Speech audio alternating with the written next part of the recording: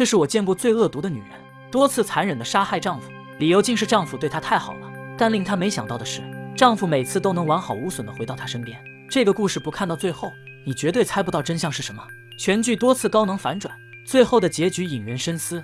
话不多说，影片开始。三惠和丈夫是一对令人羡慕的模范夫妻，但丈夫无微不至的关怀让三惠感到越来越厌恶。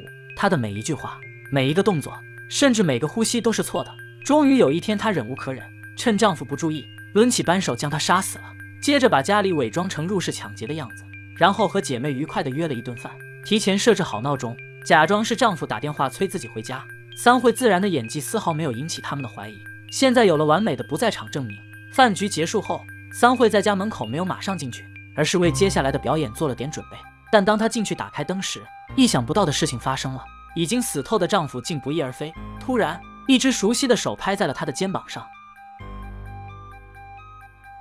这换了谁不得吓出心脏病啊！看到妻子惊恐的表情，丈夫连忙解释说，他感觉头好像被谁敲了一下，但是没看清袭击者的长相。看来丈夫完全不记得之前发生的事了，一切又回到了往日的平静。但这件事一直让他感到疑惑不解，自己明明那么用力的打下去，他怎么可能还活着？难道是自己下手太轻了吗？于是不甘心的她决定再试一次。这次她把工具换成了绳子，趁丈夫吃晚餐的时候，从背后死死地勒住了他的脖子。这下绝对是用了吃奶的力气。为了保险起见，三惠还将尸体运到郊外，挖了一个深深的土坑埋了。接下来只要找准时机报警说丈夫失踪就行了。恢复了自由的三惠心情大好，这次终于解脱了。没有丈夫的日子，连空气都变得清新了呢。但这样的日子只持续了3天，她的丈夫竟然又回来了。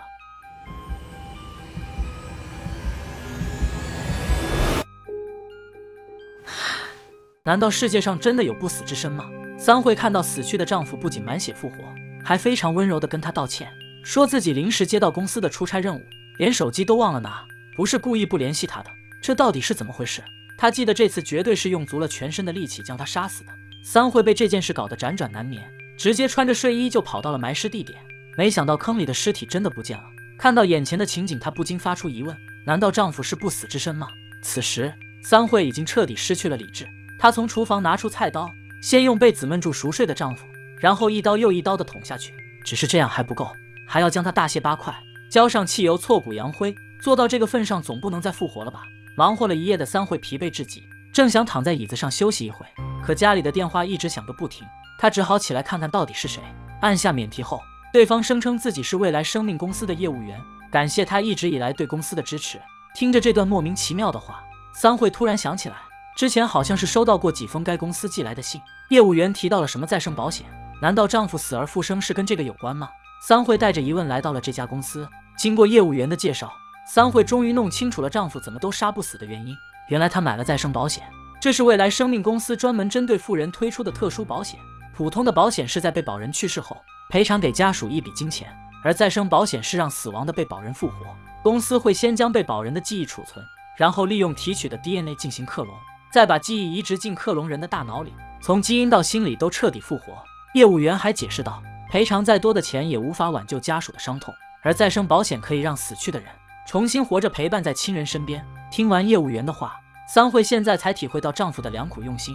看着一张张甜蜜的合影，她想起结婚的那天，丈夫非常认真地许下承诺，这一生都会用生命来守护她。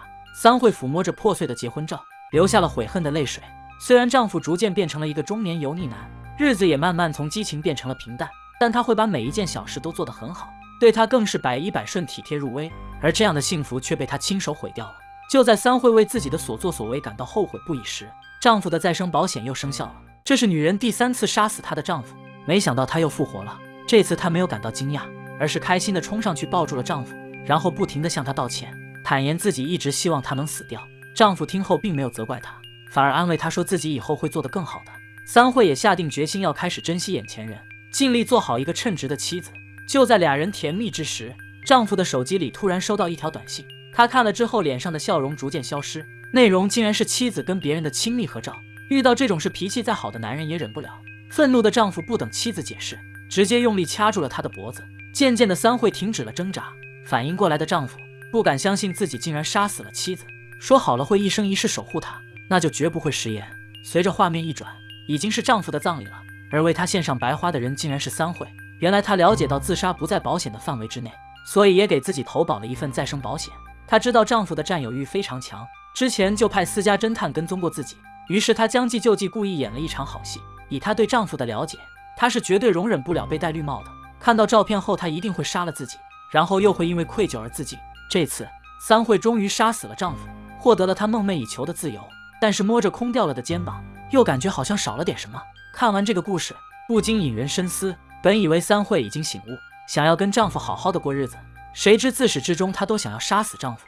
全心全意的爱一个人自然没错，但有时候爱得太满反而会适得其反，不仅容易失去自我，还会给对方带来压力和束缚，让人不由自主的想要逃离。把握好爱的分寸，给彼此多一些空间和自由，也许这样的感情才能更加长久吧。